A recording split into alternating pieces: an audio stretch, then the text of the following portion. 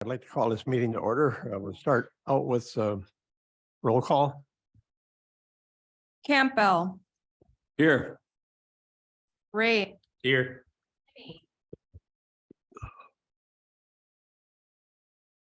It's not turning green, but here. Hubal, Here. Frantic, here, Stark, Here. Sendor, Here. Berlin, Here. Hussein, Here. Pickup, Here. Peacock, Here. Here, here, Carl, Here. here, Here. Hurdig, Here. Ellison, Here. Kenzie, Here. Pedro, Laura Negro, Metzinger, Here. 19 present. Next on the agenda, we'll observe a moment of silence and then we'll do the Pledge of Allegiance.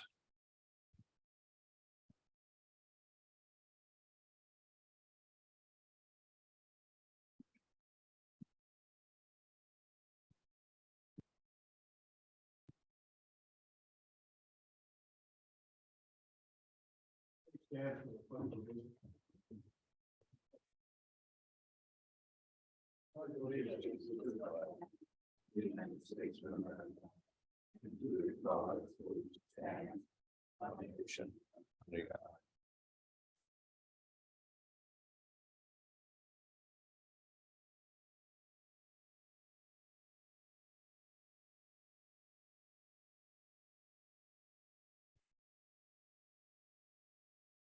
Need a motion to approve the agenda. So move. Motion by Kathy. Second Second. by Frantic. Second by Mike Berlin. All those in favor say aye. Aye. Anyone opposed? Motion carries. Thank you. Need a motion to go into public hearing for the purpose of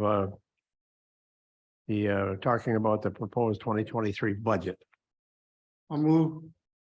Motion by Mike Berlin. Seconded by Marty Vitek. All those in favor say aye. Aye. Anyone opposed? Okay, we're in public hearing. Do we have anybody online who'd like to speak about the budget?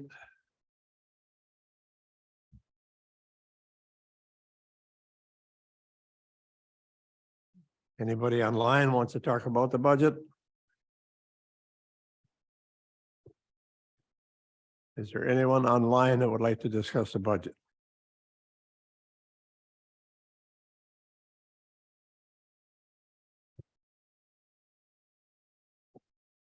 Okay, hearing none, we'll go to A.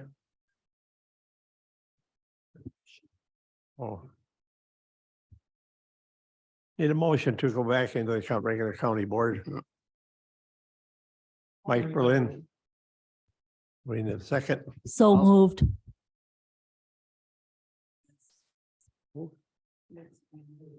Oh, seconded by Liz Frantic. All those in favor say aye. Aye. Anyone opposed? Motion carries. Thank you. Public comments.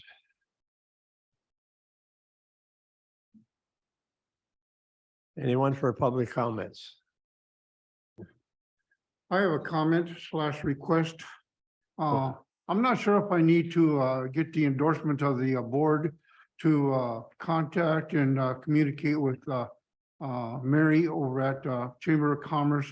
But I think what would help her a bit would be, most everyone in the room, I think, knows what a QR code is. At any rate, if I was to communicate with her on developing a QR code for the Chamber of Commerce, she can put so much more information on that QR code so that when the public out in the country, are you going to say the area of the local or anything? Because her advertisement goes all over. And if she had a QR code, she can emulate so much more information on Ashland County than, her catalogs and what have you does. So, with that, I'm just gonna, let the board know that I'll be communicating and collaborating with, Mary with this, if she has not already done that or is not in the process. Thank you. Thanks, Mike.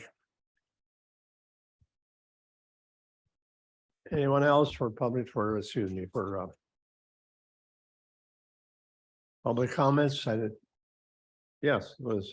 I'm not sure if this is this time to bring it up or anything, but I was contacted by jail staff. I'm just gonna speak to what I've been hearing about why we have to port out our inmates to other counties, which is a big cost burden to us. The jail staff is overburdened right now. The people that are coming in that are inmates have intense need for more mental health services. They come in, some are withdrawing from drugs. Some are sex offenders, so they have to be separate for themselves and for the other inmates. There's only 3 locked units for females, so we've been porting out our inmates to other counties. I talked to staff administrator Kim Lavasser. Right now, she has many hours of vacation. She cannot take them. She's feeling really overburdened. She's not only the jail administrator, she has to be the lieutenant, fill in at the jail, and she's feeling really overburdened. So I'm not sure what we can do to help our jail staff.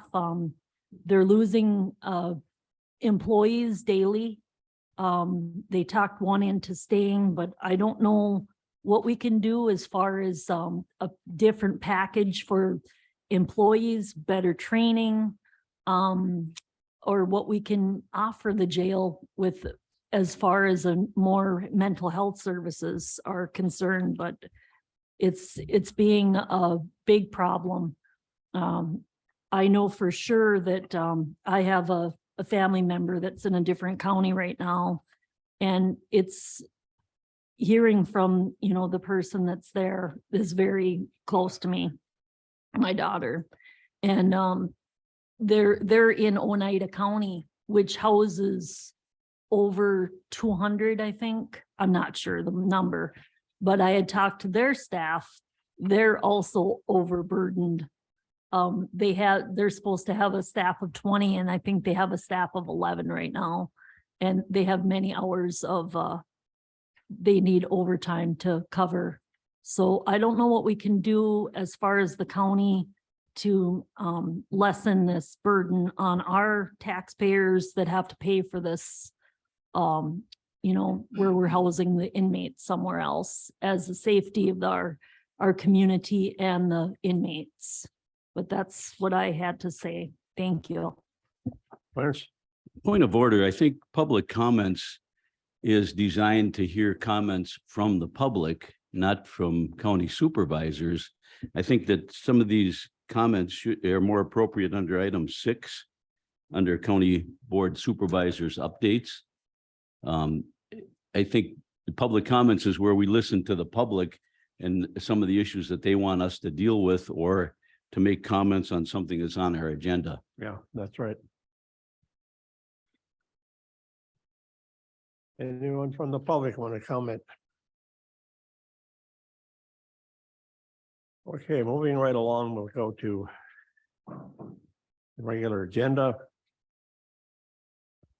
Need a motion to approve the October 11th county board minutes. Motion by Bill. Yes, We have a second. I'll second it. Huber. Okay, seconded by Mr. Huber. All those in favor say aye. Aye. Anyone opposed? Motion carries. Thank you.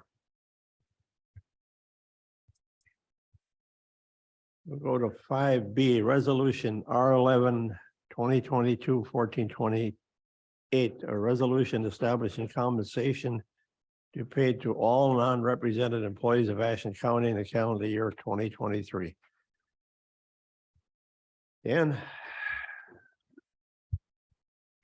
This resolution adopts a 3% across the board pay raise for employees, except for those who are under contract and those recently hired who have other payment arrangements made already.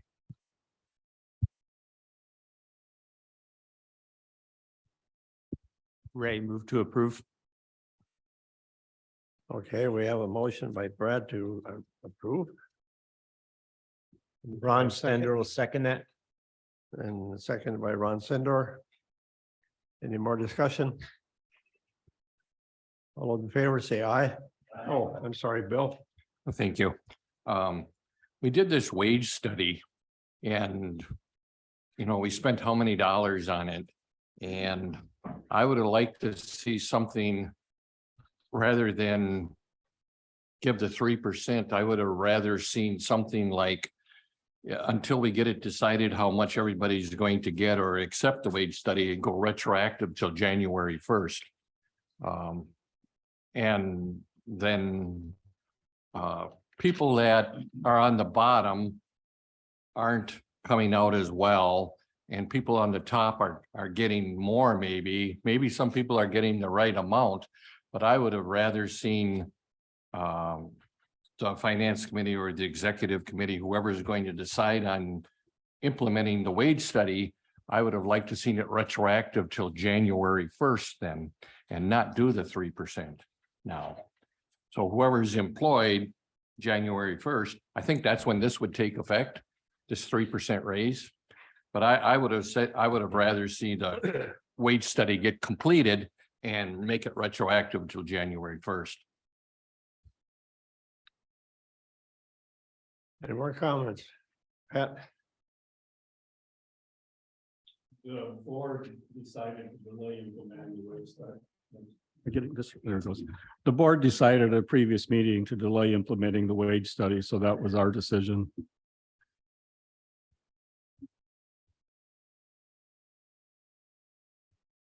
Any more comments?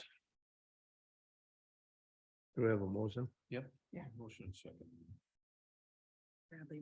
Oh, okay, okay. Any more comments? All right, we're gonna vote on this.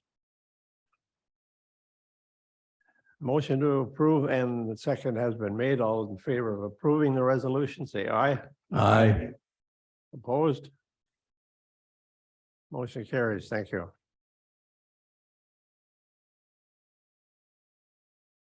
Go to 5B. Nope, excuse me. C. Adoption of the 2023 Ashland County Debt Levy. Resolution R11-2022-1429. A resolution providing for the issuance, sale, and delivery of $2,041,431 in general obligation promissory note. Series 2022 of Ashland County, Wisconsin, establishing the terms and conditions thereof, directing its execution and delivery. We need a motion. Yeah, go. We need to do an amendment on it too. Gary, I so move. we have a motion to approve by Gary. Do we have a second? Ron Stender will second. Seconded by Ron Cinder. Any more discussion? Okay, we need an amendment, Mr. Chairman. If somebody could offer it in section 4, where it states the interest rate, instead of 2.5%, it should read 5.25%.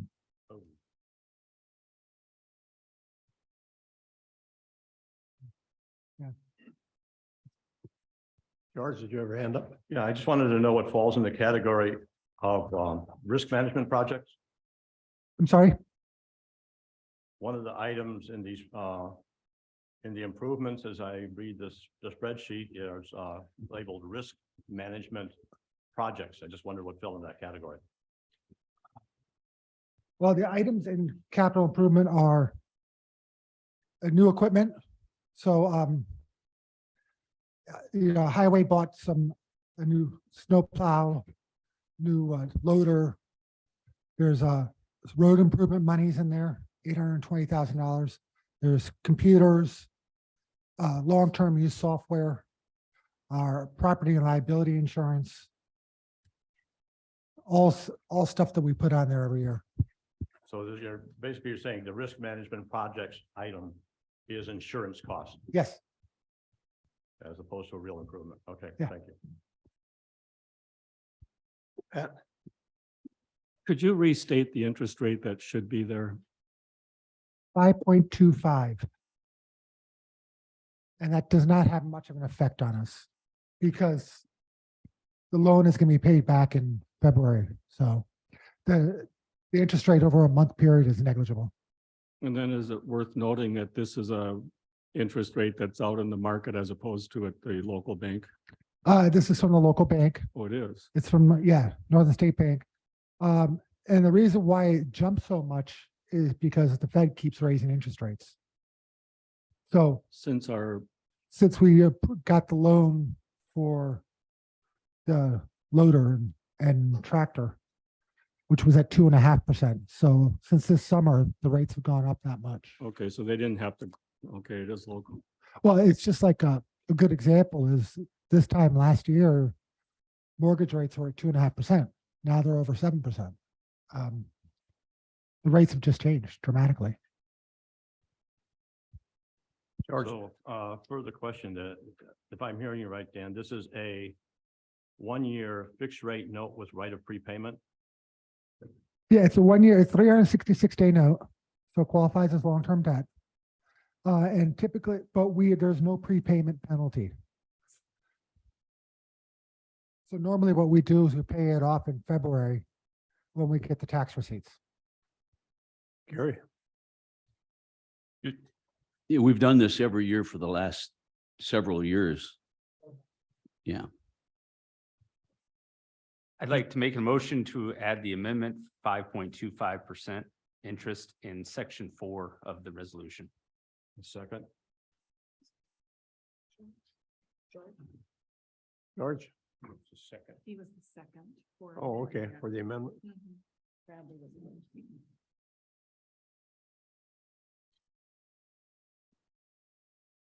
Okay, we have a motion and a second to approve with the amendment. You wanna, will you read that amendment back? To change 5.25 or change the interest rate in section 4 to 5.25%.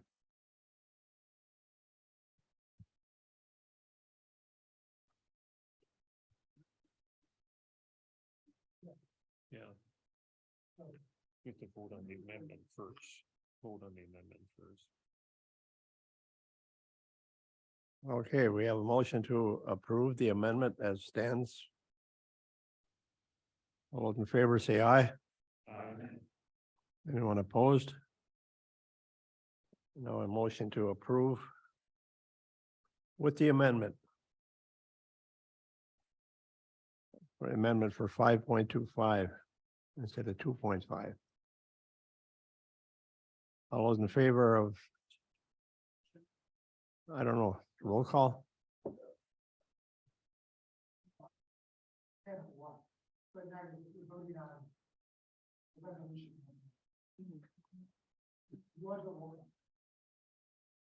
All right, we're voting on the resolution as amended. We'll do a roll call vote. Ray. Kinney. Yes. Hufall, Yes. Frantic, Yes, Stark, Yes. Stendor, Yes. Berlin, Yes. Busse, Yes. Mika. Yes. Yes. Yes. Yes. Carl, Yes. Peter, Yes. Erdig, Yes. Elson, Yes. Henry, Yes. Metzinger, Yes. Hexel, yes,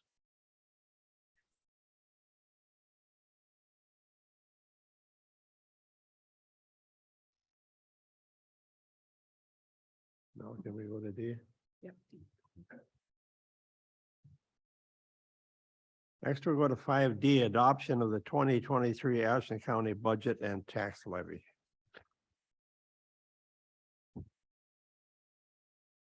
So this tax levy is the exact same as last year, plus $744. which was our allowable levy increase. All the pay raises have been funded within the budget. The actual levy per thousand went down dramatically from 519 last year to 444 this year. And a total of 721 last year and 609 this year. I can tell you the big reason for that drop in per thousand is equalized value went up dramatically. Equalized value is total of assessed value of property plus personal property tax. So with all the housing sales going through the roof over the past few years, everybody's been reassessed. So some of you may have gotten letters at home saying, oh, your house is worth $50,000 more now. So when they do that, all those numbers add up and your equalized value goes up. So that pushes down the per thousand rate. But other than that, we have pretty much the same budget as last year. I'd be happy to take questions on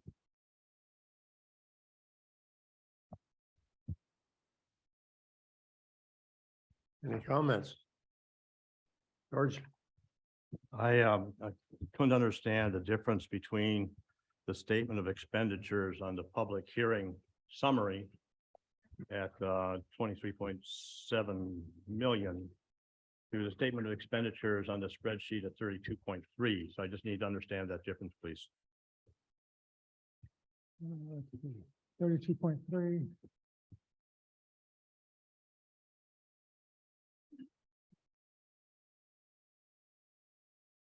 Oh, the main budget has mandated spending in it. That has mandated spending in it. So things like when we have to provide like an HHS, there's a bunch of services they have to provide. We don't have a choice. Those are included in the main budget, whereas they weren't included in the public hearing one. Why aren't they included in the public hearing budget? No, that's a good question. I'm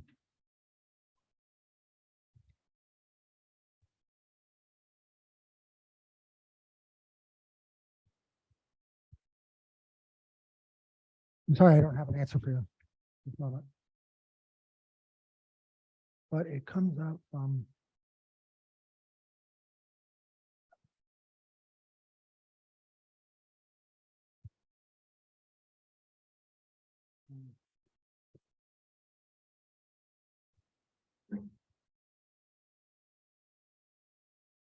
A large chunk of it is in highway. That must be the money that we're getting for a grant. We're getting $2 million of it from the Fed. From the earth. Yeah, no, from the Feds. For the highway G.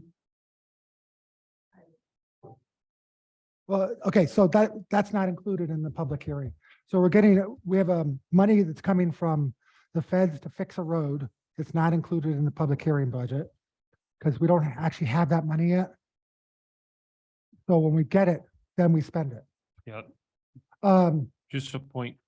If you're talking GG project, Yeah, yeah, the GG project, the federal government is paying for that project. About $2 million is the number. yeah. Because of the federal lands alongside. When they did South GG, they put in about $1 million towards that project. When they do the GG project from approximately Clam Lake to Mineral Lake, or it may be a little shorter. Matt would know for sure, but they're projecting to give us $2 million towards that project. Yeah, and then there's also the ARPA money that we're using to fix the building is we're saying we're going to use it in the budget, but that doesn't mean we're not going to get for grants and stuff when we do it. So that money is included in the actual budget, but it's not included in the public hearing. And then there were a couple of changes that our consultants made in between the public hearing and budget you got. But that's where the main differences are. I had one other question. In the revenue side, from the public statement to the spreadsheet, there's about a $600,000 difference. I didn't know if that was pertinent to anything. That was adjustments made by our consultants when they went through the actual budget in between this and this. Thank you. They had to get everything to balance in Springbrook. So it moved things around. Lawrence, I have a question on the licenses and permits. Yep. Why did that go up so drastically? Went from 94, 275 this year to 267,000. Is that under the county clerk? If you look at the summary sheet under revenues, licenses and permits, That includes zoning licenses in there and permits. It includes all the licensing and permits in the county. So we've seen an increase at zoning and more construction and more building permits. So they budgeted more for that. Okay. Which is a good thing, that raises our equalized value when they do that.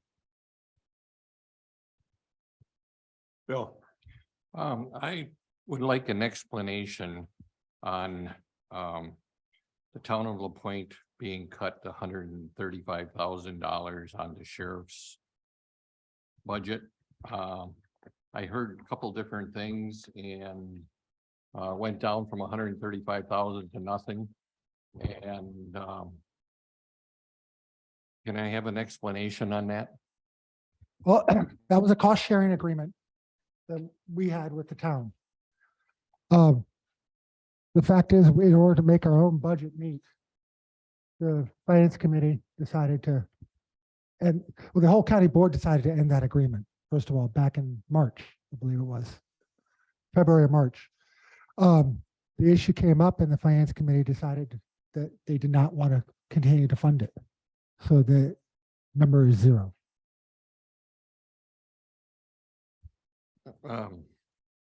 No.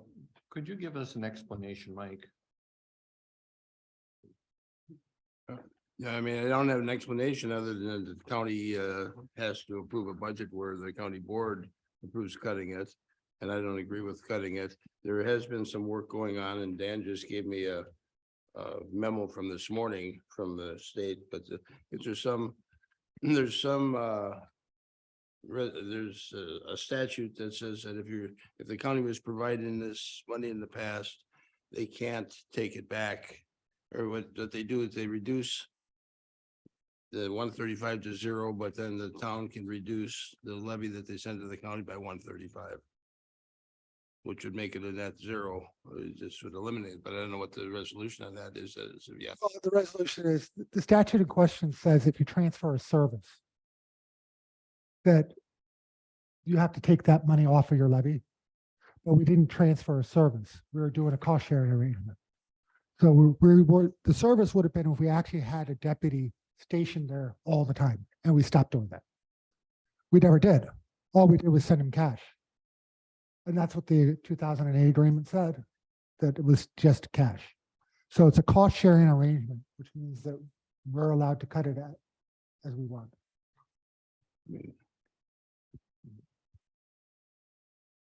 Bill, Is the bottom line that the town of La Pointe is going to have to pay $135,000 or not?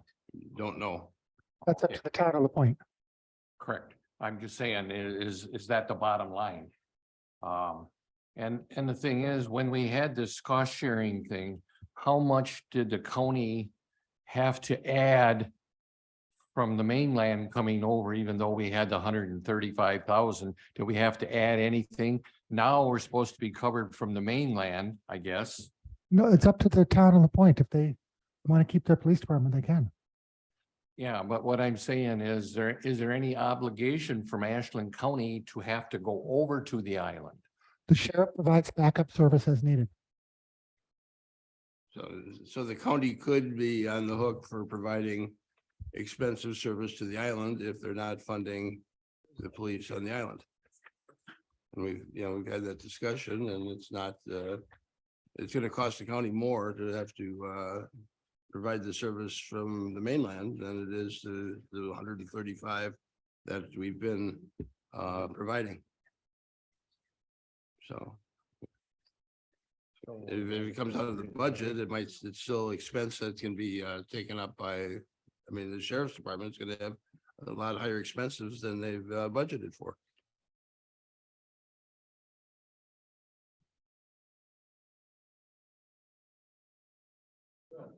Yeah, I guess, I think that's a real crucial point because I just don't want to leave the town of La Pointe hanging.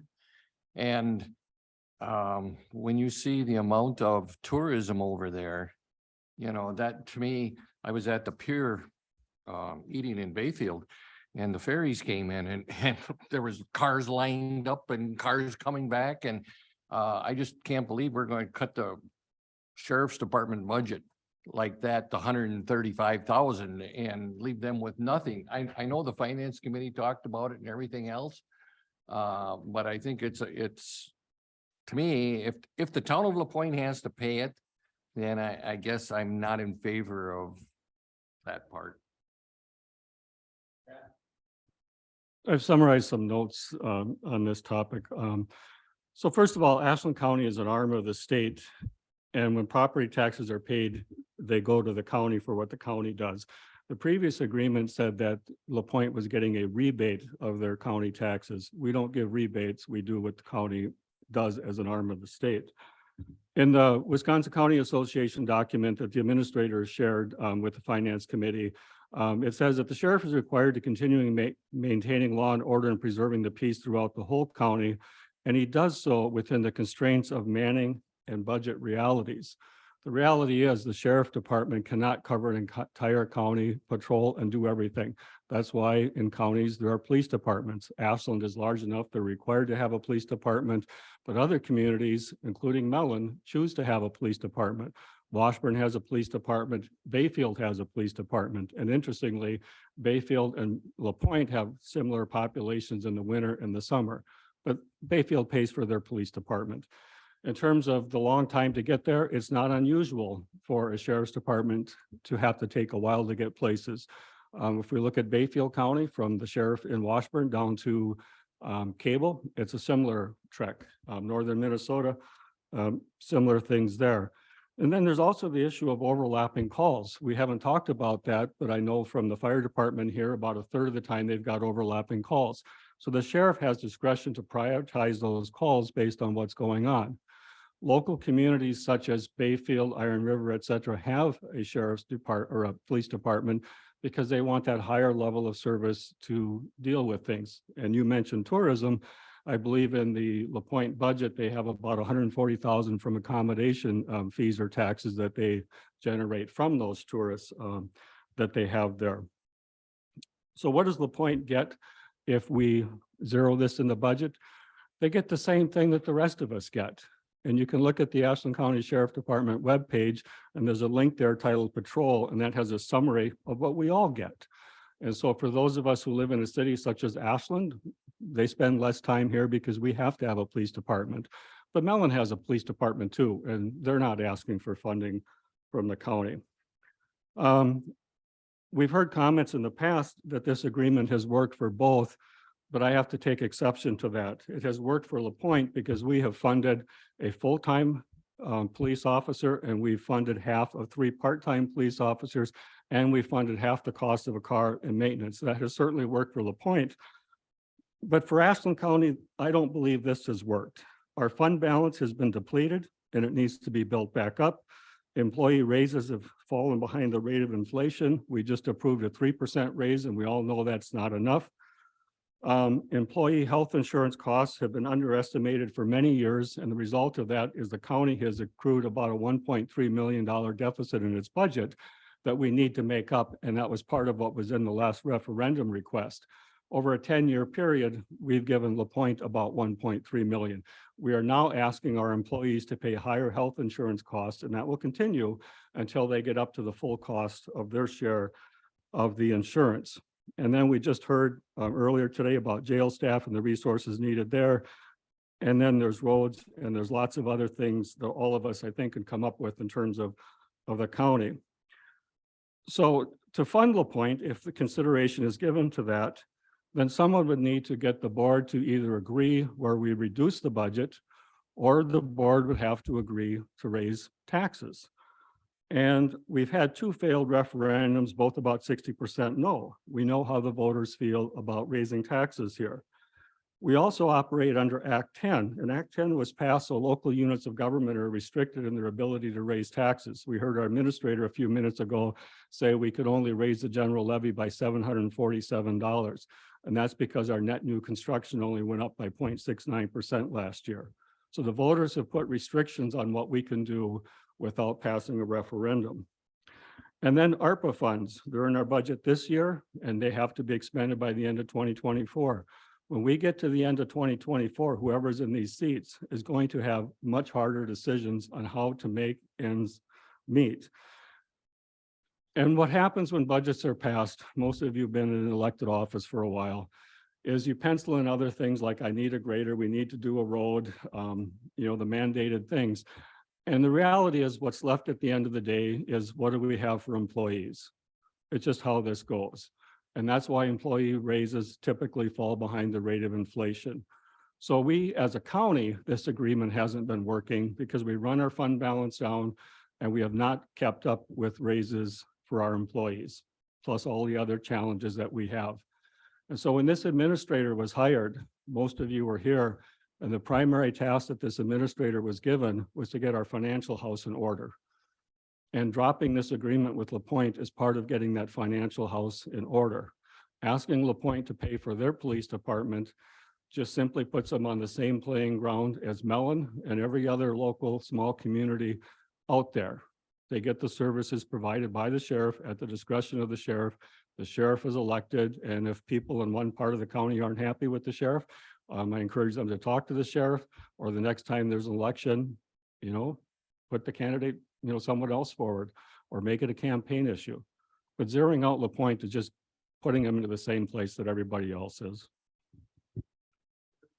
I just would like to know whether there's been an estimate from the sheriff's department of its increased cost when we drop this agreement, and if that's included in this budget or not. I can tell you that both the existing sheriff and the new sheriff both have supported the agreement that the town put in front of the county in July of this year. And one of the, I think it was the last board meeting, I think even Matt McKenzie, didn't you suggest that we change this law enforcement agreement instead of making it a 5-year agreement at 150,000 to make it a 2-year agreement at 135?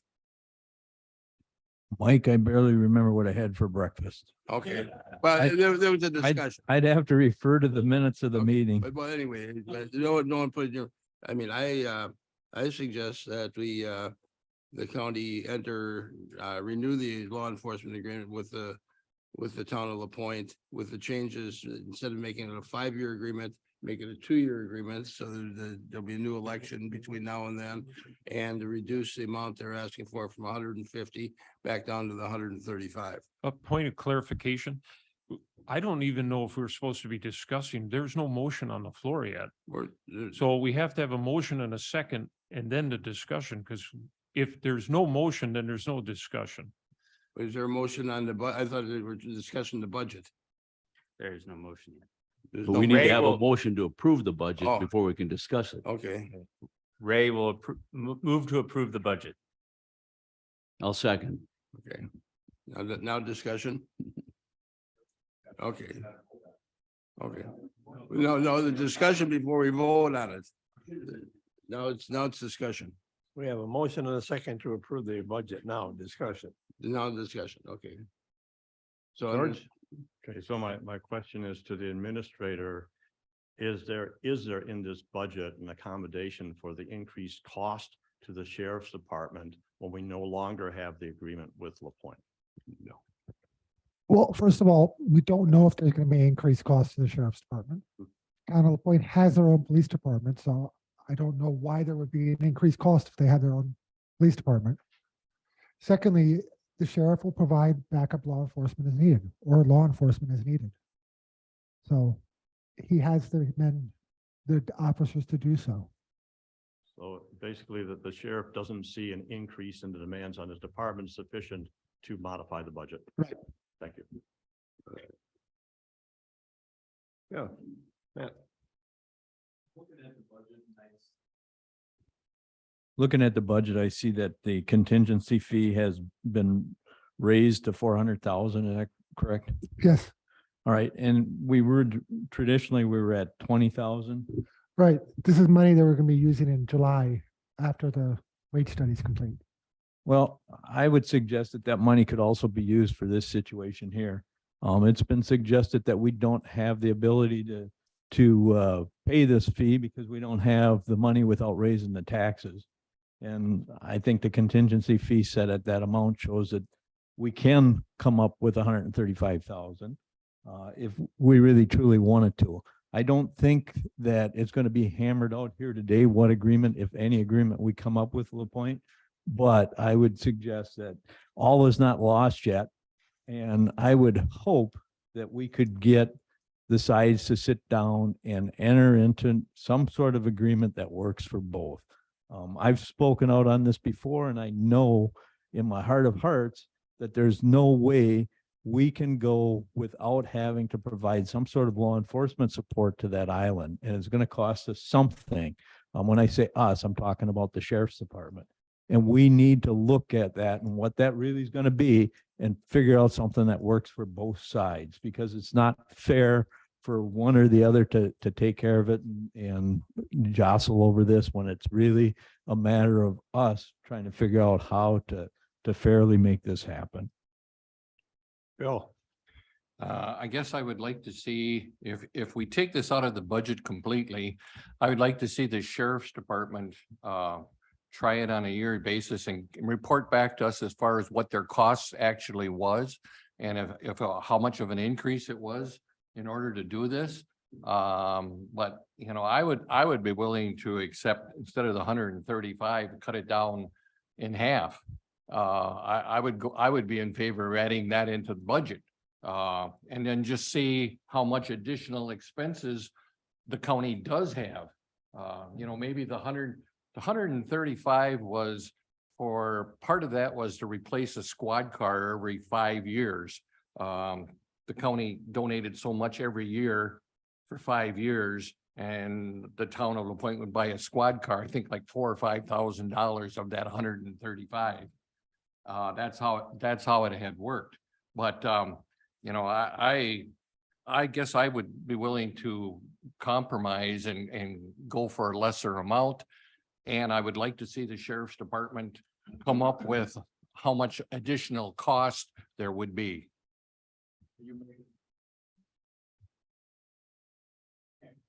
Liz. Elizabeth talk. With all due respect to Mellon, Mellon does not have a ferry that, you know, we have to provide transportation back and forth. It's going to be an extra cost if it's after hours of the ferry, you know, to get our sheriff's department over there and back. Mike. We just had a law enforcement meeting yesterday and had a tour of the jail. And we just heard comments earlier from Elizabeth. Right now, the sheriff's department is understaffed. They haven't got staff to handle with their current services. And what we're talking about here is adding more services that they have to provide without them having staff. And it just here is, I mean, by having this agreement in place, the town is agreeing to provide staff that really subsidizes the sheriff's department.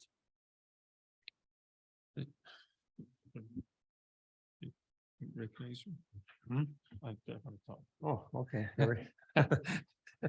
Here's the situation.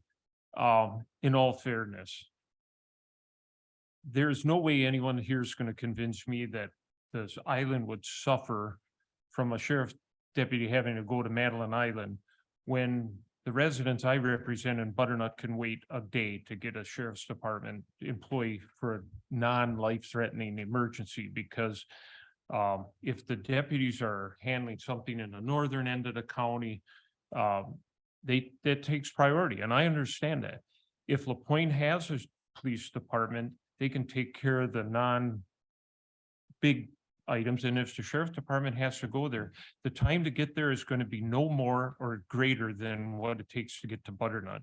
So that argument to me doesn't hold any water, literally. And I kind of, let's see what happens with the sheriff's department, how many calls they have to go over there for. And then I'll compare them to how many calls Butternut gets, I'm sorry, but I have called the sheriff's department in the past and if they're busy, they're busy. And I understand that, but they're not coming unless they just happen to be in the area. They're not coming to serve. So the whole county is at the same problem here. I'd just like to comment on this. I just talked to the sheriff yesterday at the meeting that we had up at the jail. And in no way, shape or form is he in favor of cutting them off completely. He thinks that we should be funding something. I would really have appreciated if we would have had the town of LaPointe renegotiate the amount and come back with a figure that actually didn't raise it, but would come back with a figure that we could handle. The argument about the accessibility to Mellon, Glidden, Butternut, or the island, that's not even a valid argument. There are certain times of the year when you cannot get to the island, period. To go to Mellon, and that's been mentioned many times in this conversation, it's a 20-minute drive. 20 minutes from here, we're just on the other side of Washburn. Then you have to get to Bayfield, and then you have to wait for the ferry, and then you have to take the ferry across. You're talking about an hour, hour and a half to get to the island. I don't believe that we can cut them off completely or renegotiate the amount. I think would be in line. And then speaking to law enforcement, yesterday, I have to listen to what Mr. Brennan said, because he would be in a position to know. And as far as the squad cars go, Bill, I was under the impression it was $135,000 plus the squad cars. As far as I know, it was like 5,000, it was 135 total. But $4,000 or $5,000 of that was going every year, and the town of LaPointe would buy a squad car every 5 years, and I think they would match it, whatever the county put in. So that 135,000, part of that was for purchase of a squad car. It wasn't for salaries. So then, in reality, we're giving them $110,000 if you did deduct the squad cars. No, 130. Yeah, I think 5,000 was for the squad. For 5 years, every year for 5 years, the county kicked in $5,000. And then town of LaPointe would buy a squad car. That's what I'm saying. If you deduct what, $5,000 a year from the 135, it's 4 squad cars. Go ahead, Bill. I'd like to make a motion that we add back into the budget $70,000 to the town of LaPointe. This McKenzie, I'll second it. Point of order, where are you going to cut? Pardon me? Where are you going to cut? We have money that we received, and I think we can dip into that because I think this is very important. Tourism is very important. And when you compare tourism to Butternut and Mellon and Glidden, LaPointe by far is, if you see the traffic that goes over there and the income that we get, the town of LaPointe is the second largest contributor in taxes to Ashland County. They are the second largest. City of Ashland, town of LaPointe. So my motion was to restore $70,000 and I second it, and if you want, you can take it from the contingency I was fund. just gonna say, I think as part of your motion, you have to say where it's gonna come from, because this budget has been published. And we have to, so you have to Well, make sure you get the numbers right. I would add that we take it from the contingency fund then. Excuse me, unless I'm mistaken, there's already a motion and second on the floor. This is amendment, point of order. It can be added. The next thing we do is vote on the amendment.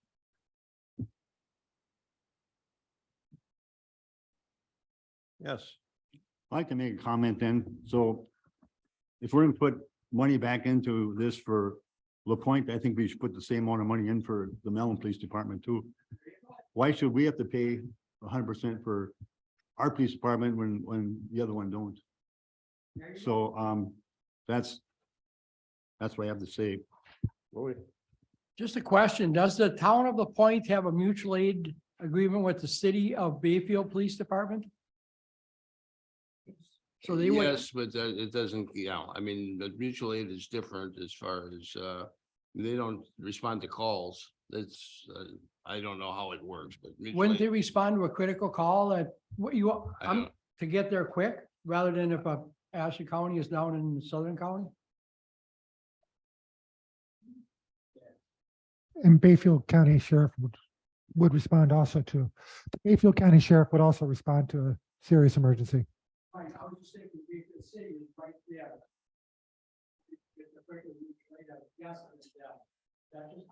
That's just my point. Ron. We're all looking at putting extra money towards the Point Police Department as if we didn't do it, they wouldn't exist, which is not the case. They're still existing. Okay, we're not taking away their police department. They still have the option of existing. So they're not gonna, if they choose not to, that's their choice. What is the total budget for the LaPointe Police Department? And how much, what percentage of this was, did this provide? I think the total budget for the police. $386,000. $386,000, of which if we were to go forward with this, who would negotiate? I'm suggesting that we have somebody negotiate an agreement like this that that reflects what we're saying. I mean, who would do that? That would be Michael and I. Just between two people? I mean, it's not, It would go in front of both respective boards, but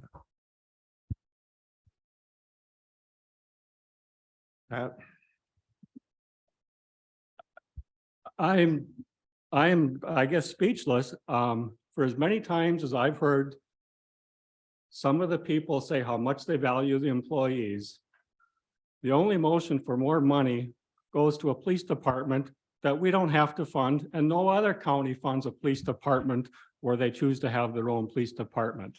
It makes no sense. It makes no sense. And the only reason LaPointe ever got money is because some people were looking out for something that they thought was important to them. Yes, they have more tax base, but every county has a place with more tax base. But the system we have has some equity in it, in the services people receive, the sheriff's department, the zoning department, you name it, our education system. And here we sit talking about giving more money to the very spot. Yes, they generate a lot of property taxes, but the county has other needs, and that's what our responsibility is. We know we've failed our employees on raises. We know we're asking them to pay more for health insurance as we go forward with this. But there's another thing that we need to talk about, and that is the sheriff's discretion. LaPointe has tourists, but they also get 140,000 or so a year in accommodation fees or taxes because of those tourists.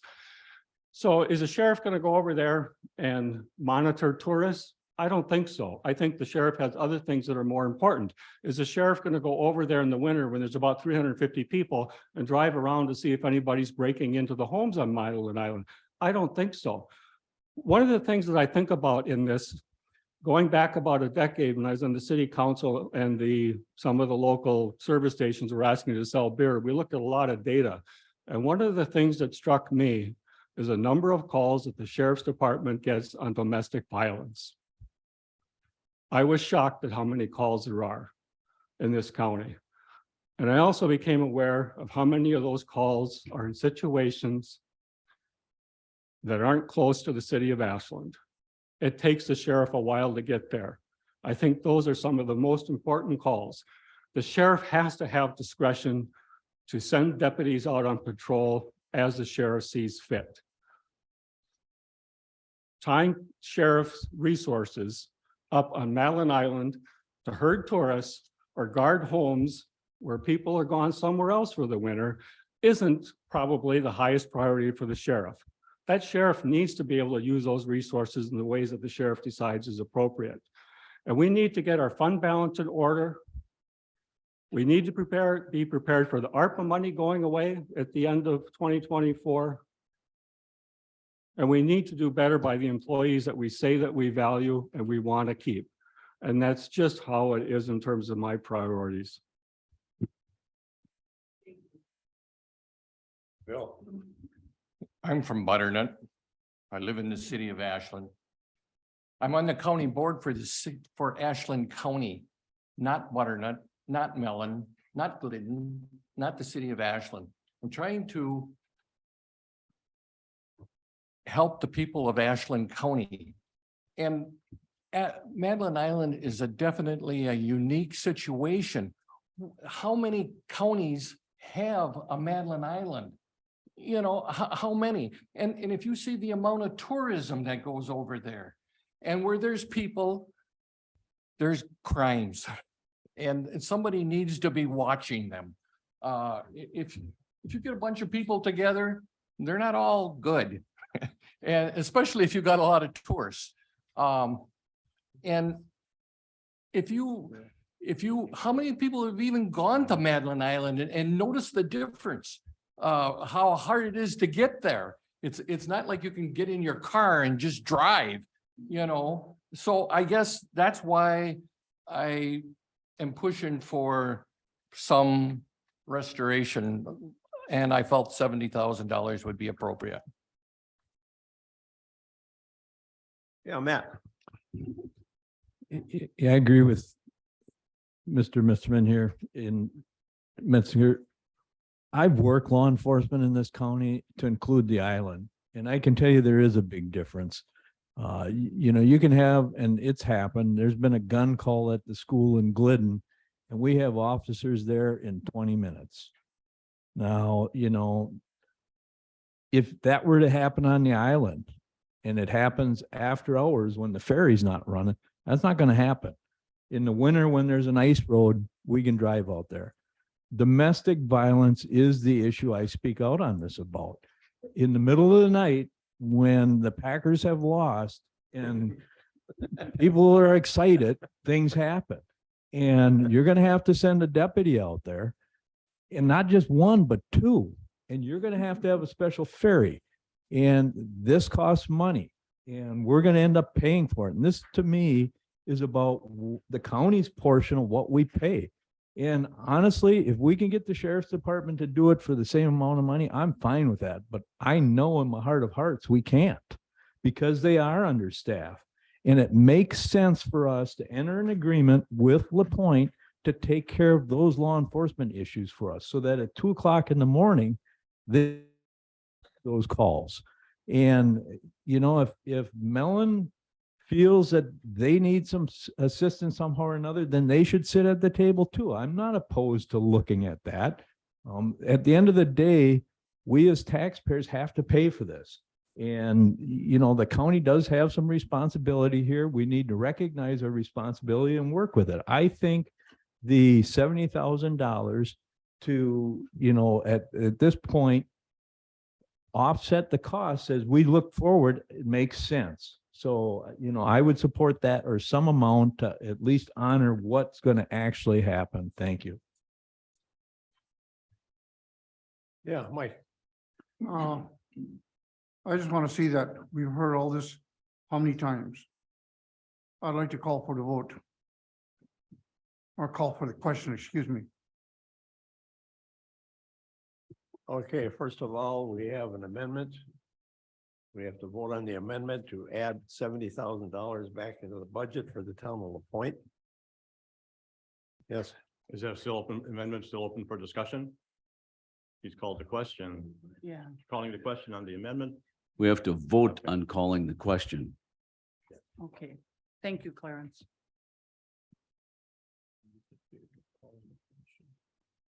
okay, all those in favor of calling the question, say aye. Aye. Aye. Anyone opposed? Nay. Yeah, gonna have to do a roll call. Those in favor of calling the question, raise your hand.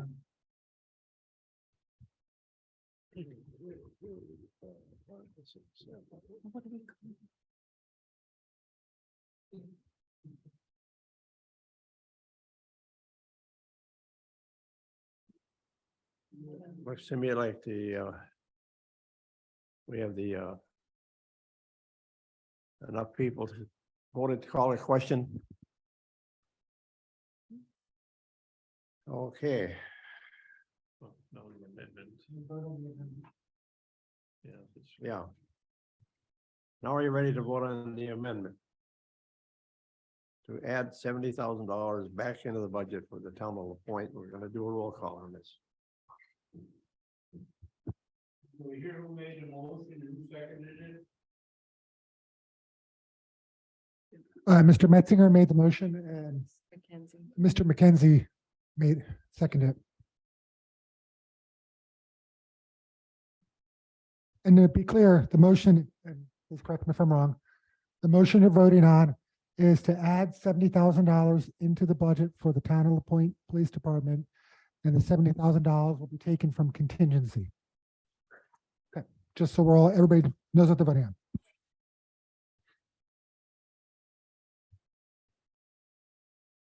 I already asked for it.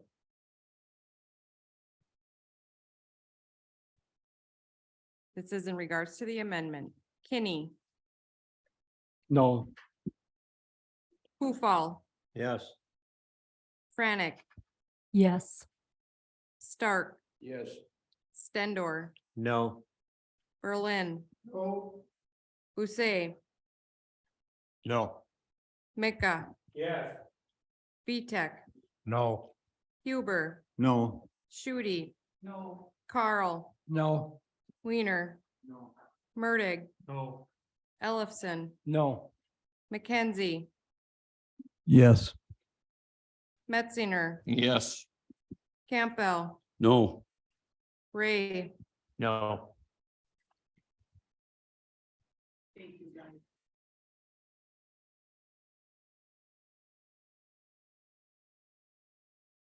thirteen no. Was it 13 what? 13-6. 13 no's.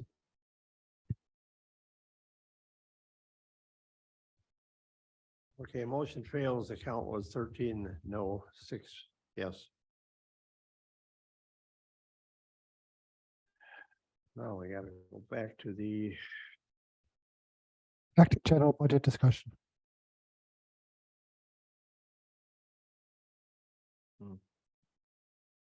yes, George.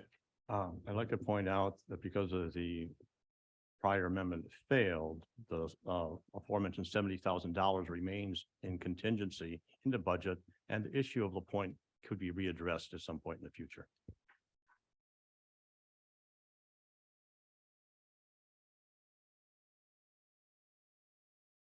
Now we need a motion to We have the motion. We have the motion.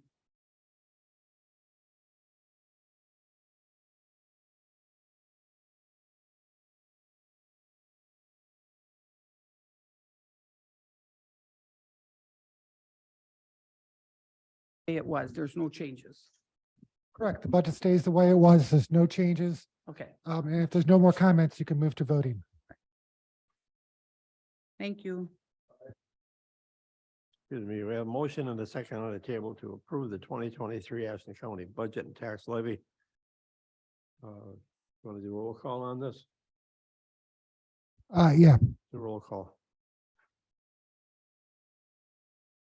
Hufall, No. Frantic, No. Stark. Stendor. Berlin.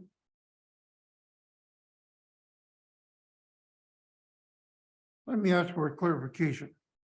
No means what? We're not approving this budget? Approve budget as you're presented. approving the budget as presented. So you need to vote yes if you approve the budget, no if you do not want to approve the budget. Thank you.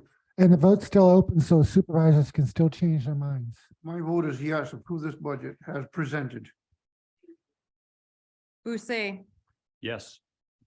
Mika, Yes. Yes. Yes. Yes. Yes.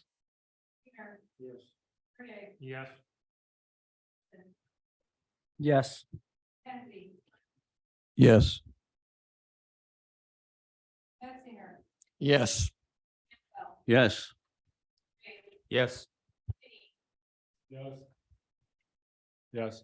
I gotta turn some mics off. Pardon me? I got- I voted a long time ago. You voted. Pardon me? Why would I do that?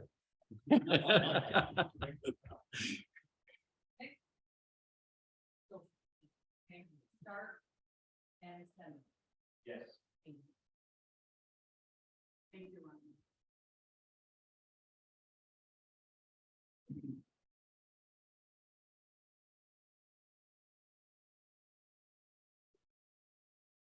Oh, yes. 16-3, yes.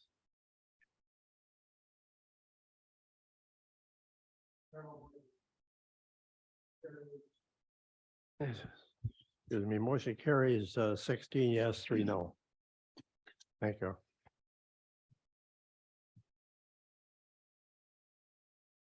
Okay, let's move right along to 5E. We can get this meeting over with. Resolution R11 2022-1430, aid to counties with Indian reservations. This is a standard resolution we pass every year. It enables us to get state funding for our for our sheriff's department.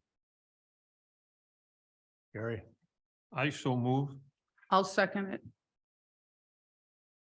seconded, or a motion made by Gary Murray to approve, seconded by Kathy Schutte. More discussion?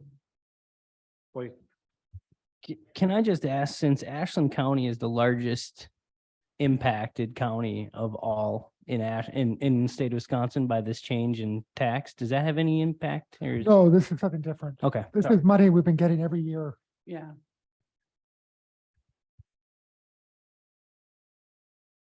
Clarence?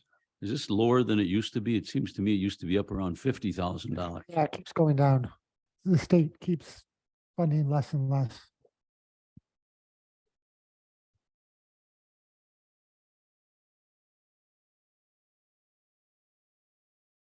Any more discussion?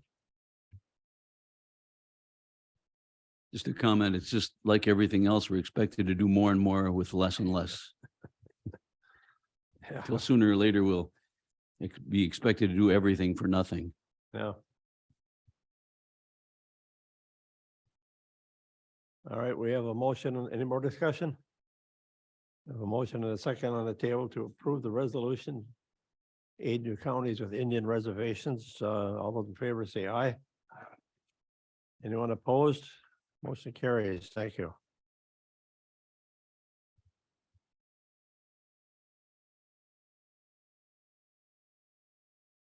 We go to 5E or 5F, I'm sorry.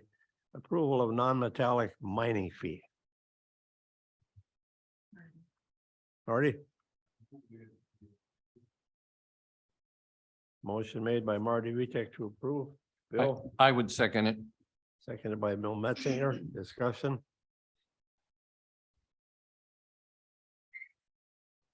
George? Please just explain what's covered by this. Matt, are you online? Yes, I'm here. All right, Mr. Busse has a question. Okay, so the non-metallic mining fee is a yearly fee.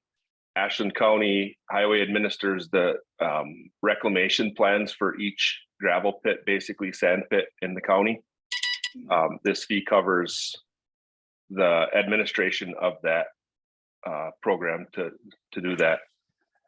So we were asked to look at fee schedules. So I compared them to Bayfield County and Price County. And this new fee schedule mimics Price County has a $50 per acre fee. And this new fee schedule mimics that. So yes, it's to administer the non-metallic reclamation plans. That's for when a gravel pit is discontinued. There's a plan on file that needs to be restored to the conditions in the plan. And then there's also yearly reporting requirements on the size of the mine. And, we have to do inspections occasionally to see that they are within their reporting boundaries. Any other questions? Thank you.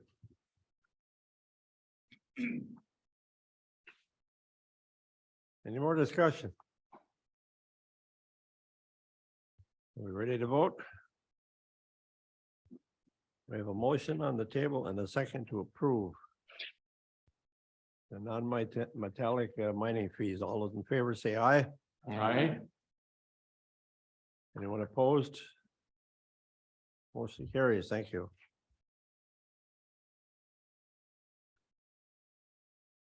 We'll go to 5G, resolution R11-2022-1431, BART resolution. So this resolution adds Price County to BART. Yep.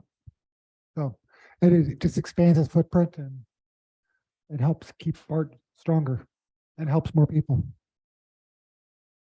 Kathy, I'll make a motion that we move this forward. Mike? All right, we have a motion by Kathy Schutte, seconded by Mike Berlin to approve. Bill? Discussion.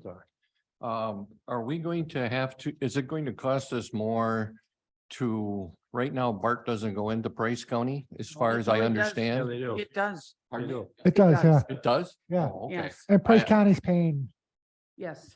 BART to have service there. Yeah. Okay, This just formally admits them into the BART so they can be part of the governance. okay. I understand then. Thank you. Yeah, just some information. BART is putting up a garage in the Park Falls area. They service Butternut and Glidden out of there too. And they're running multiple buses to the clinic in Minocqua every day. It's been a great situation for Southern Ashland County and Price County. It's really worked well. Kathy? One thing that's nice about BART going down to Price County is because Marshfield Clinic is down there. Minocqua, Park Falls has Marshfield Clinic. And that's a great big hospital that you want to be involved if you're having something, a big operation. So BART needs to be in Price County. That's my main reason to vote yes. Okay. Bill? The way I understand it, we're just adding Price County onto the board. No, That's it. We're not changing any services. no. No, services are actually being expanded by BART Okay, thank you. to include more people.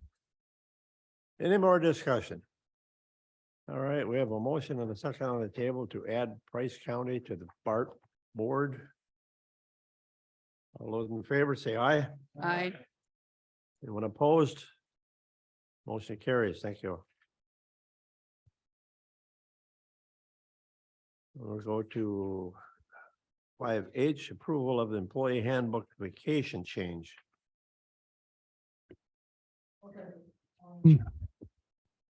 So a lot of, actually, about Terry Birmingham was the one who really advocated for this. So Terry, do you want to talk about the red section? About new hiring being available for vacation? Yes. Hold on just a second. So, Can you hear me? yes, Okay.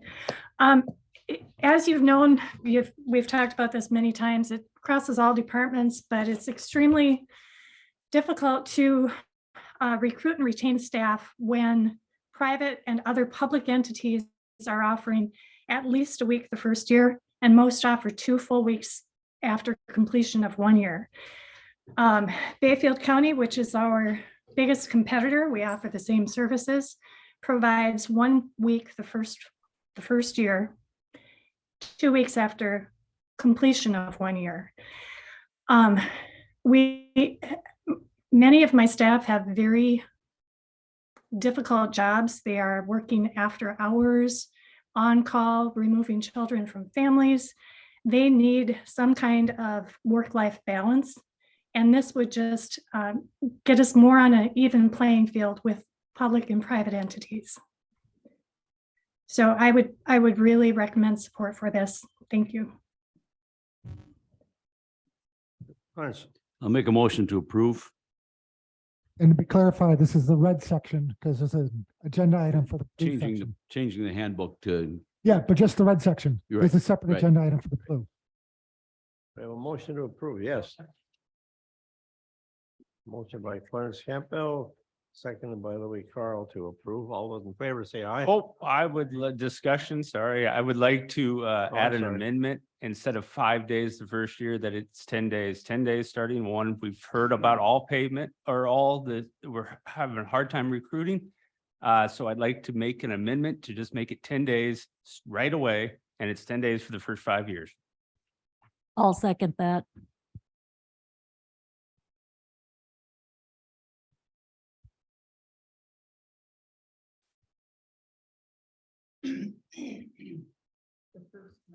All right, we have a motion and a second to amend.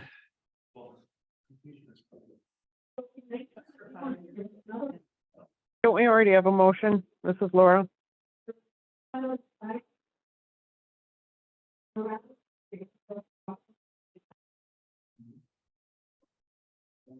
What's that? I'm sorry, Laura, did you say something?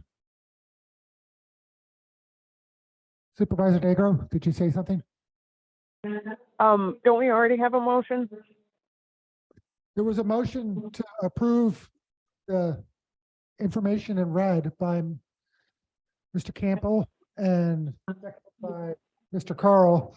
And Mr. Ray offered an amendment to make the change the number of days vacation from 5 days to 10 days for the first 5 years of employment. And I think it should actually be 4, because it's on completion of 4, you get, 10, and then so the 5th year is where they get 15 days. Yeah. Yeah. So yeah. So he's saying, so you get 10 days of vacation right away.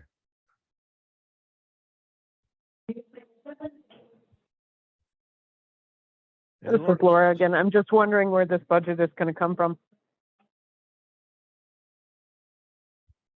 I would argue that it's not adding any to the budget. We're just giving them more vacation. We can't pay them more. We can give them more time off. Pat? I want to ask the administrator, are there costs related to this? Because if one employee is off, at least in some of the departments, and also does this include the representative departments, if we increase the vacation, and then are there places where someone else has to fill in that they might be getting time and a half? No, there won't be time and a half. And I don't want to speak for all the department heads, but I'll try. I think they're all pretty much in support of this. And they would make it work. And I think all the employees would make it work. I think the new ones especially be very in support of this. So I don't think there's any additional cost.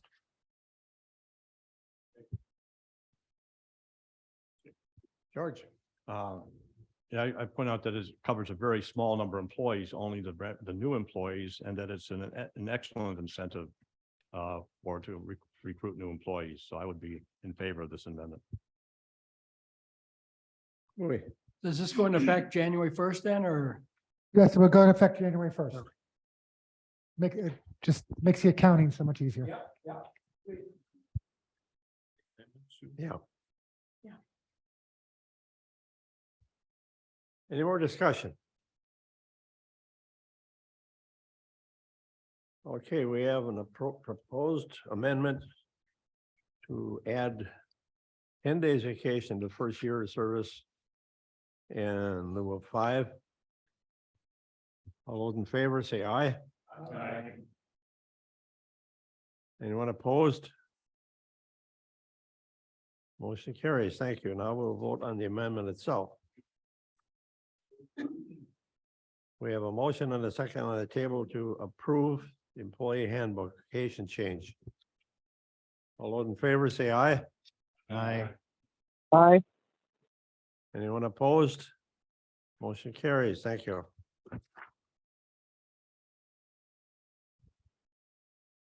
Point of order. I Five, think the aye. motion was only related to the red. Okay, sorry.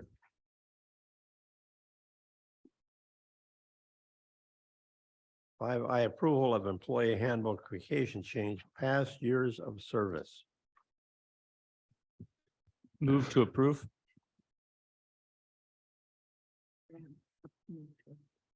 Motion approved by Brad Ray. Clarence, I'll second. seconded by Clarence Campbell. Any discussion? Bill? I guess I have a little problem with this because I don't think it's as clear as I'd like to see it. I would hate to see someone work for, like the highway department for 20 years and then transfer to the courthouse and then they built up all their vacation.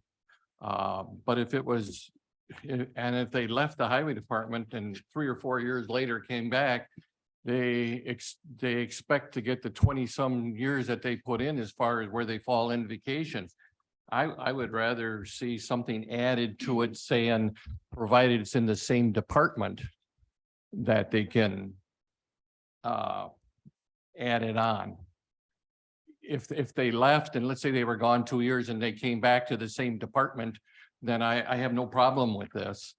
But if they went to a different department, then I would have a problem with this.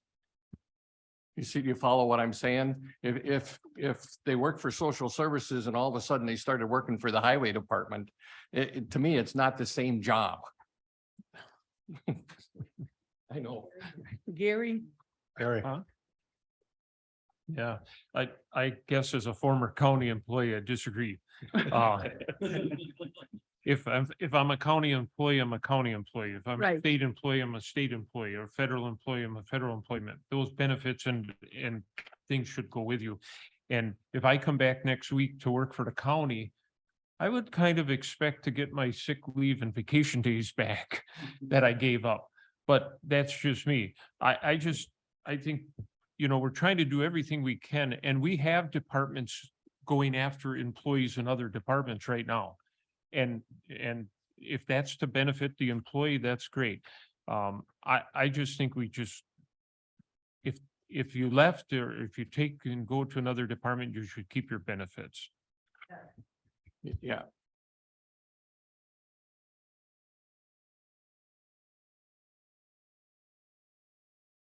Okay. I guess, this is Bill, I guess, I have no problem if you switch from one department to another. I have no problem with that. I think that's, that should be, you should be able to keep your vacation. But what I'm saying is, if you have left the employment of Ashland County and come back to a different department, that's where I have the problem. I think the benefits, as stated by the previous person, should, accrue and come back to it. But I think where you land on the wage scale, if we approve the wage study, that could be different. You could leave a department you've been in for 20 years, go to another one, and based on your background, you may be higher or lower on the wage scale based on what department you go into and what you bring to that department. So wages may well be different based on your skill level and experience when you go to that new department. I would argue that we heard that, hey, the jail's understaffed. Yeah, everybody's understaffed. And there's been people that work for them and have left. And if we're giving them that benefit to come back, maybe we can entice them back by giving this. So yes, let's do it. Any more discussion? George? I'd just like to understand Representative Metzinger's reason why that makes a difference to you, that they come back in a different job, if you don't mind. Well, to me, if you worked in the highway department and if you worked at the courthouse, you got two different jobs. And when you start someplace, you're already getting all the benefits and you were gone, but you're not doing the same job or even in the same department. You're doing something entirely different. So when you hire somebody that has been gone for 2 or 3 years in a different department, they automatically get all the benefits, you know, from being there before. They could start out with 25 days of vacation. I don't think that's fair. Lance? I don't think this is going to happen very often. I don't see any problem in doing this. I don't think it's going to come up. Maybe it never, but I think we have this, if we have this in here, then at least we're showing some benefit to experience in working for the county. Pardon? Go ahead, Laura. And I know I've said this before, I'm tired of raising up some great employees and sending them off to either Bayfield County or the state. So if we can give people a reason to stay and just basically shuffle departments, at least we're keeping that great knowledge that we helped develop. Kathy? In our home, when we had a job and it was a union job and you took 6 months off and you came back, you didn't lose your place. You picked up where you left off. It was a benefit from being in quote a union. So, and now with finding more employees to help with the shortage, if this entices them to come back, so be it. Lance? I'll just make a comment. Way back when I was in college, I worked for the post office during the summer.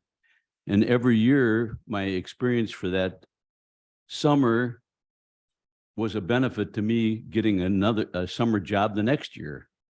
And in fact, the first year that I worked, I got my last paycheck, and 2 weeks later, I got another check, and it was for my accumulated vacation for 2.5 days. I'd worked 2.5 months and I got vacation pay for 2.5 days. And like I say, it was always a benefit. I got higher up on the hiring scale because I had that experience.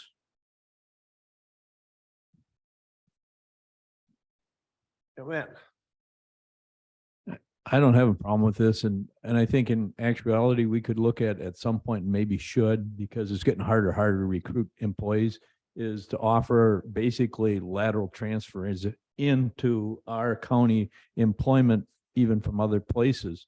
One of the things that's going on is as the different municipalities and counties and towns join the same retirement fund, they can leave from one spot to another spot and not lose their retirement. So, you know, they're looking at where they really want to be at some point. And I think if we could get a highly qualified employee and it costs us a little more vacation time, it's worth looking at.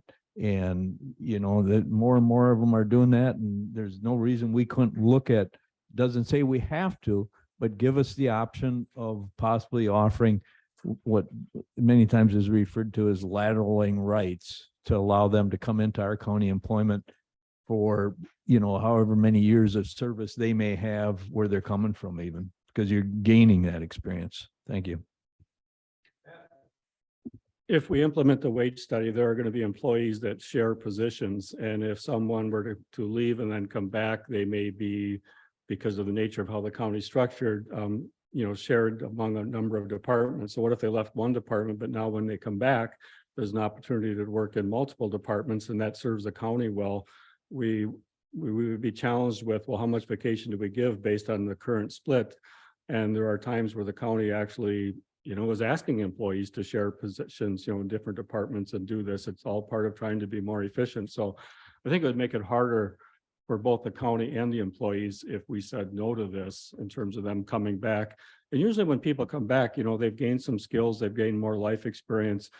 And we value those things. And in my work experience, when people have come back to an organization, they brought more background experience, education, and they're coming back, with a stronger skill set. And so, but they also bring all that experience that they had with the employer before. And so my experience is they pick up where they left off, like Kathy said, and I think it's a good thing. Any more discussion? Bill? After listening to all this, I guess I changed my mind. But it's nice to bring the issue up but I guess from listening to everyone, I agree. Right.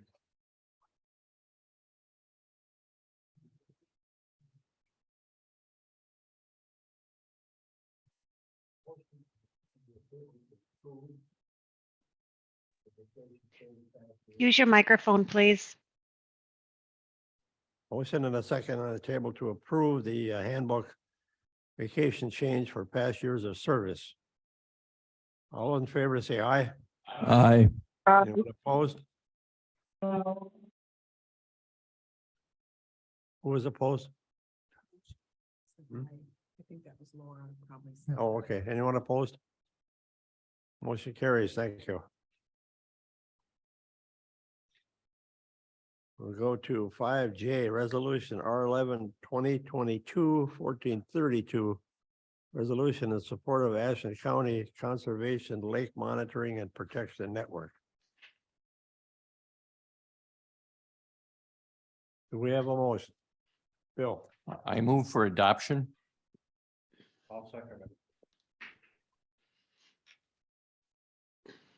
Motion by Bill Metzinger to approve.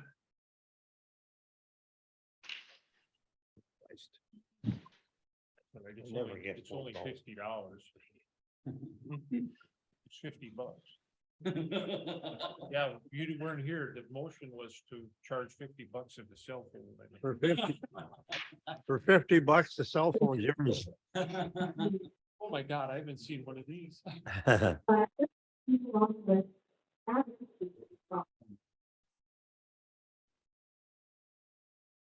Now we gotta vote.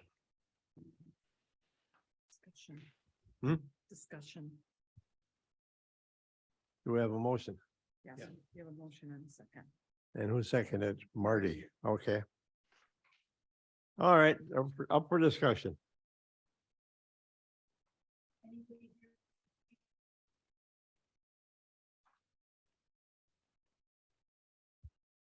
This resolution is a requirement of an annual Wisconsin Department of Natural Resources grant that the Land and Water Conservation Department receives annually. It provides just over $16,000 and it helps to fund staff projects and activities that apply to lake water quality monitoring and aquatic invasive species monitoring in the county. Do you guys want me to read the resolution? No. Okay. This is, like I said, it's an annual grant that we receive and they require a resolution every single year. And it's the same resolution. Any more discussion? Kathy? No, I don't want more discussion. I want to make a motion to move this forward. Okay. I made a mistake once in my life. And a second. Yes. Are we ready to vote? Let's get it on. All those in favor say aye. Aye. Aye. Opposed, say no. Imagine that. Okay, thank you. We'll go to 5K Resolution R11-2022-1433 in support of joint dispatch feasibility study. So this is it's already passed executive. what this does is just says that we're supporting continuing the study. Bayfield County already passed their resolution, pretty much identical to theirs. Just for a point of reference, we will hear about the PSAP grant, which is the Next Gen 911, at the end of December, and we'll get our feasibility study back at the end of December. And then we have decisions to make going forward. Matt, Move to approve. This is Laura Negro. I'll second that motion. motion made by Matt McKenzie to approve, seconded by Laura Negro. Any more discussion? George? Right, so the last, be it further resolved, strikes me as being rather open-ended. I mean, in practical terms, this is probably a manageable size grant that one would receive, but it doesn't say that. So if this would be to be a grant of size that unsustainable by the county, this language seems to leave us a little bit exposed. Well, part of the grant requirement is that we continue to maintain those activities. Specifically, dispatch is going to have 2 people on at all times, so they can do emergency medical dispatch. That's part of the grant. And it's going to be a requirement from the state in the next couple of years anyhow. So that's the reason for that be further resolved part. It's going to be required of us. So we're saying that we're going to be required in the long run to increase budget for this purpose, whether we like it or not. Yes.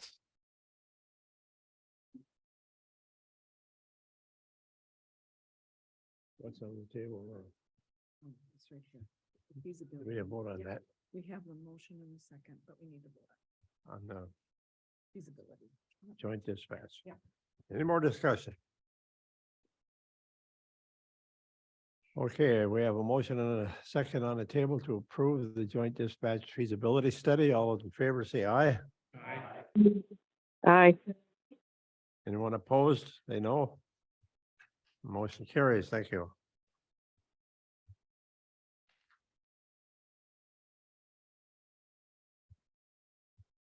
We'll go to 5L, resolution R11 2022 1434, supporting a constitutional amendment to allow limits on campaign contributions and conducting a non-binding statewide resolution.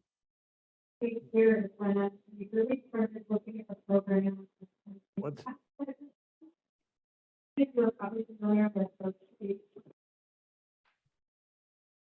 Who was that? and What did they say?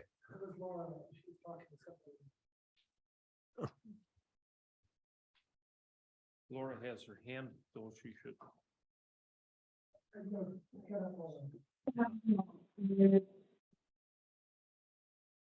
I don't know if I'm getting called on or not. If I am, I'll make the motion that we pass this.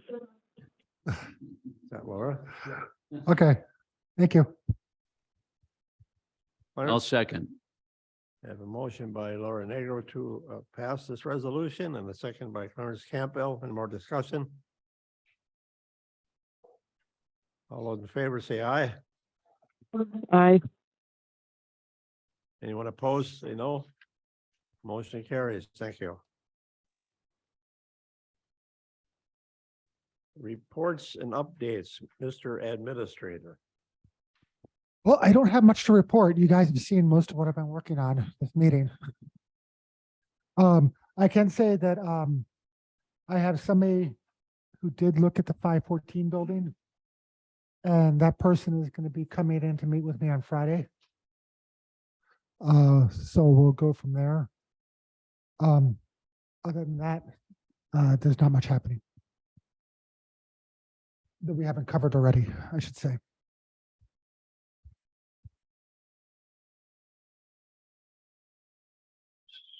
We'll go to 6B, staffing personnel. Okay, we had a good period since the last time. We haven't lost that many people. So as you can see, as in the packet, we had a couple people who were hired. Those were previously vacant positions. And then Marcy Henry in the Register of Deeds office, the highway, to take Amber Erickson's old job. So to go along with that,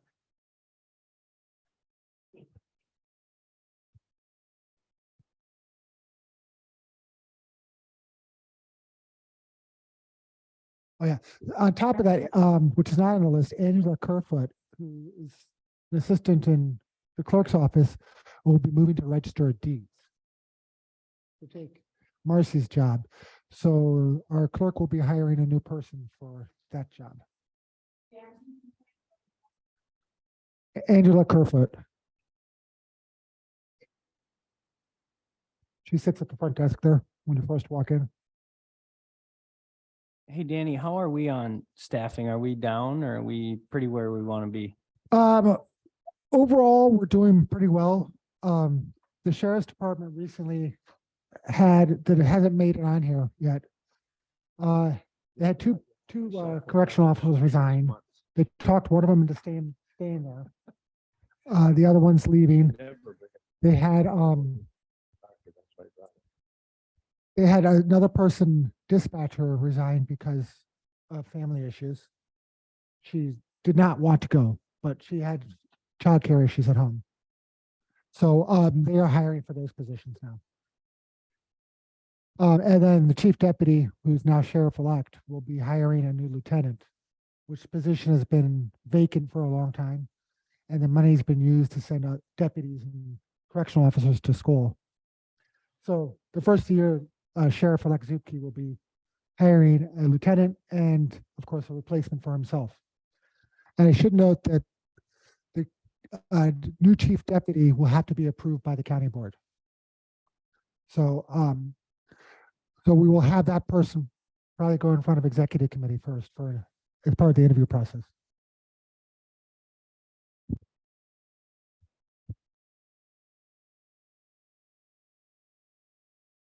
Are we planning another county board meeting before the end of the year? At this point, no. Yeah, at this point, no. I mean, obviously something may come up.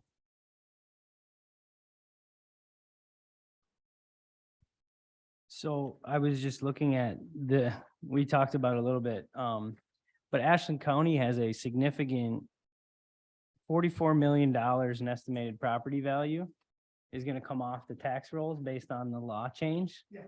So the town of Sanborn, this is an Ashland County issue for all of our constituents, right? So for 2023, the tribe is no longer going to be paying taxes for people that had been paying taxes to the county. So everyone in Ashland County likely is going to have an increased tax implication. Is that correct?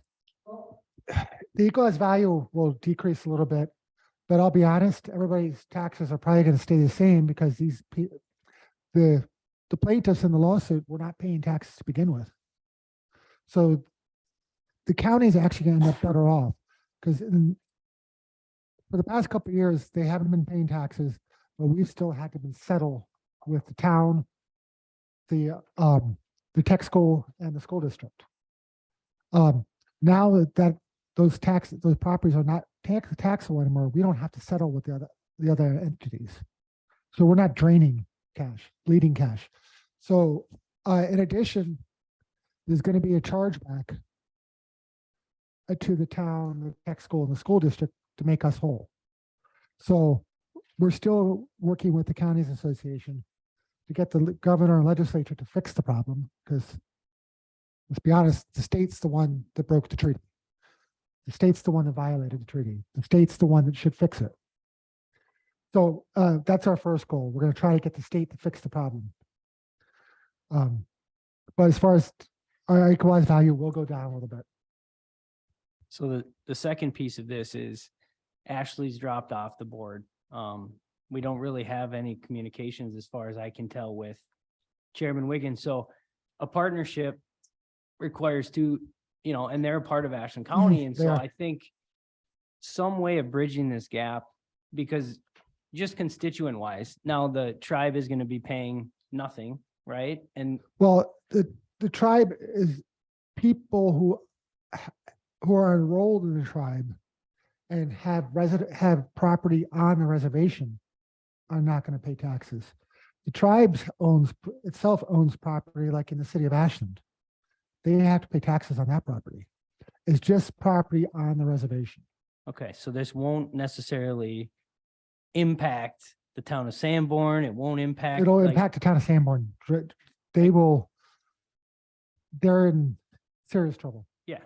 Yeah. So I guess my thing is that there's gonna be some issues that are gonna come from this long term, and again, just having like Uh, the tribe at the table with us so we can understand where they're at with it. Well, I know Mayor, Mr. McKenzie in his capacity as mayor.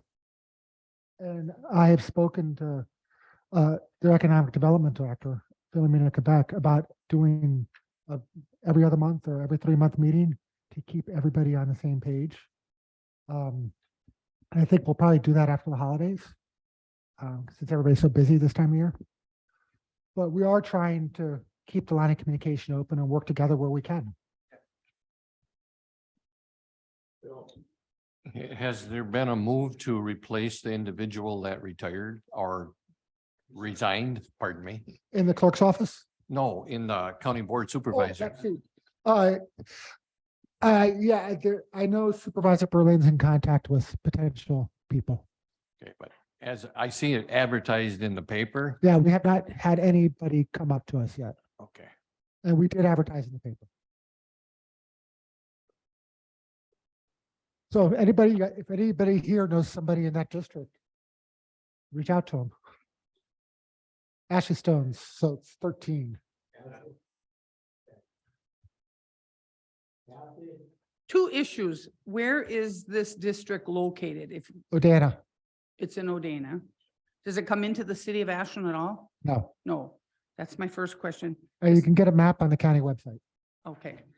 The Ashland County Fair Board meeting, the fair, they Yeah. wanted to do their financials at the end of the year, but if we're not having a We'll do meeting we'll do it at the next meeting. at the next meeting, Yep. but will you keep it on the agenda that they would like to come and Yep, present their yep. financials? You'll And be I'll- glad to see the report. Yeah, and I'll talk to Brett about it to timing. Yeah, I'm your county board rep too, so. Anything else, Dan? No, not that I know. Oh, actually, I guess. Liz? Wait a minute. Sorry, Supervisor Franek, just to reiterate about the jail staffing, the agreeing for better, trying to get employees with the better vacation time and everything like that. But, at some point, can we look at, people that cannot take their time after they have accrued a big amount, how much that they can be paid out to help retain staff. Also, there's a big homeless problem. Does anybody have any idea what that looks like right now? With, as far as anybody being on the streets or anything like that, if there's any committee that's looking into that. What are we doing for the county for a warming shelter or anything? And I know a lot of the homeless are probably under the influence of something or another. I don't know if they could have a warming shelter that, long as they weren't actively using, that they could be just there to warm up instead of loitering at grocery stores and holiday gas station and pestering employees for $1 or something to eat or whatever. I don't know. We need to look at that as far as the county, what we can do, what kind of committees are gonna help with that. Thank Matt? you. Yeah, I guess I'd just like to take a moment to remind everybody the 11th of November was Veterans Day. And I want to display a shirt that was given to me by Lori Lindquist downstairs. They had a special celebration this year, and that they've been, when I say they now, obviously, she hasn't been doing this, but that office has been in existence for 80 years, and they celebrated their 80th birthday of helping county veterans. We have all of our employees are great employees, and they all give something special. And I just want everybody to be aware what they do. Lori actually bought these shirts out of her own money and handed them out to county vets. So you know, we have some remarkable staff there. As you see them, please take the time to thank them for what they do for us. Thank you. One more thing. We do have some veterans here that serve on our county board, and if they would stand and we could applaud them for their service. Marty? Veterans, stand up. Oh, look at.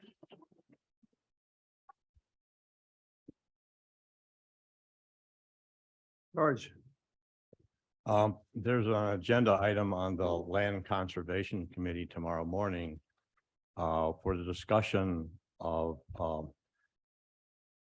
preparedness and resilience with regard to local issues in that department related to future climate change trends.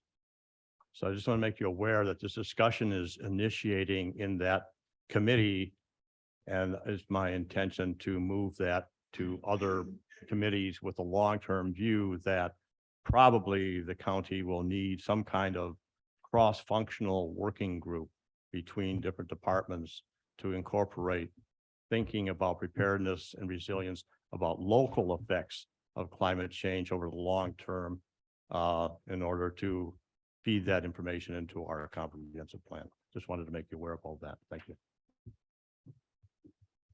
Yes. John. Item here is that I want to go back a little bit to the fair.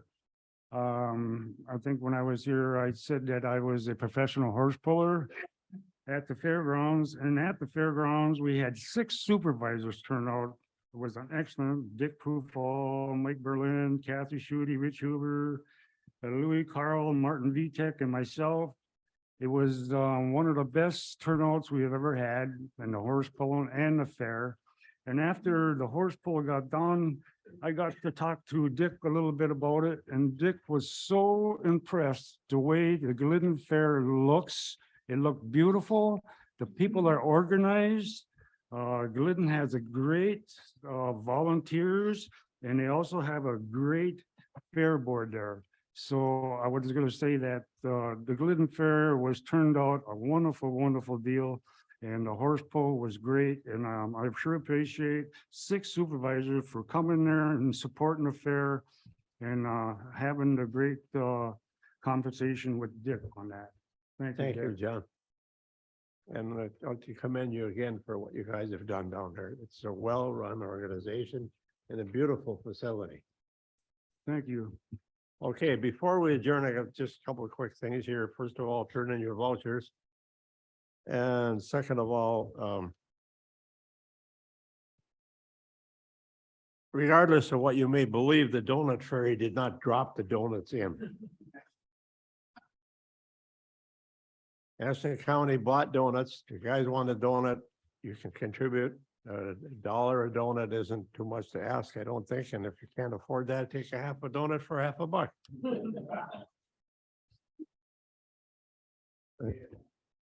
Okay, thanks, guys. Now we need a motion to adjourn. I'll make a motion to adjourn. This is Huber. Rich Huber made a motion to adjourn.